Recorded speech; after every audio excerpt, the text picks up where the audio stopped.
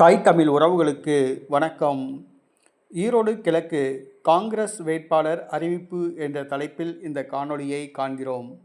ஈரோடு கிழக்கு தொகுதி சட்டமன்ற உறுப்பினர் EVKS இளங்கோவன் நேற்றைய தினம் காலை சென்னை மியாட் மருத்துவமனையில் காலமானார்.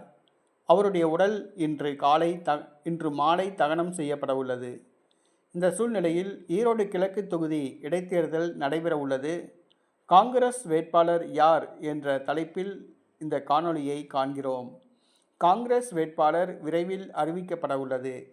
ஈரோடு கிழக்கு தொகுதி சட்டமன்ற உறுப்பினர்களாக EVKS இளங்கோவன் மற்றும் அவருடைய மகன் ஈவேரா திருமகன் ஆகியோர் இருந்துள்ளனர். ஆகவே இந்த முறை அவருடைய குடும்பத்தினருக்கு வாய்ப்பு வழங்கப்படாது என்று கூறப்படுகிறது. இளைஞர் காங்கிரஸ் முன்னாள் தலைவரான மயூரா ஜெயக்குமார் காங்கிரஸ் கட்சியின் செயல் தலைவராகவும் பதவி வகித்தார். ஈரோடு மாவட்டத்தில் முக்கியமான காங்கிரஸ் கட்சி தலைவர்களில் ஒருவர். காங்கிரஸ் கட்சி தொண்டர்களிடம் நெருக்கமாக பழகுபவர். ராகுல் காந்திக்கு மிகவும் வேண்டியவர்.